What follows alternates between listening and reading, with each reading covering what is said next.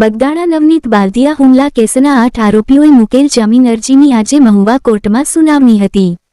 બગદાણા નવનીત બાલદિયા પર હુમલો કરનારા 14 આરોપી જેલના સળિયા પાછળ મોકલવામાં આવ્યા હતા।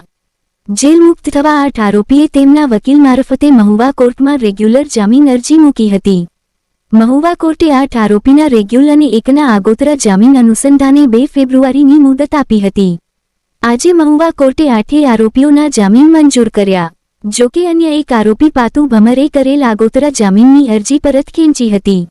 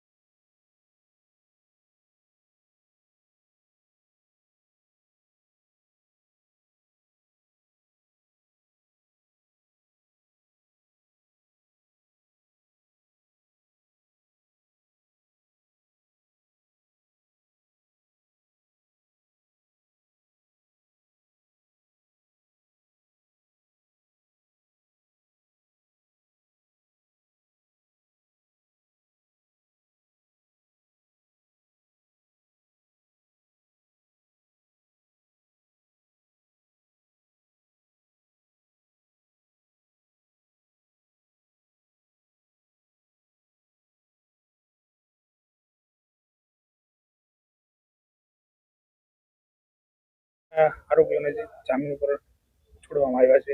હાજી, ટોટલ તો 15-17 જેવા છોડવામાં આવ્યા છે। સાહેબ, ખાસ કરીને વાત કરીએ તો જ્યાં બગદાણા જે નવનીત બાલદિયાનો ચકચારી કેસ હતો એમાં આજે 8 આરોપીના જામીન મુક્તિ થયા છે। 6 વાગ્યા પછી આરોપીને જેલ મુક્ત કર્યા છે, શું કહેશો? આજે એમાં આફ્ટરમાં આપણે આરોપીને છોડી શકીએ છીએ, કેમ કે પુરુષ કેપેસિટી જેલની 382ની છે, એની બદલે 712નું પુરુષનું ટોટલ છે। જેલમાં ઓવરકાઉન્ટિંગની હિસાબે રાતે છોડી શકાય છે ને નામદાર કોર્ટના હુકમથી આરોપી ગમે ત્યારે બેરું લઈને આવે છે ત્યારે છોડી શકાય છે।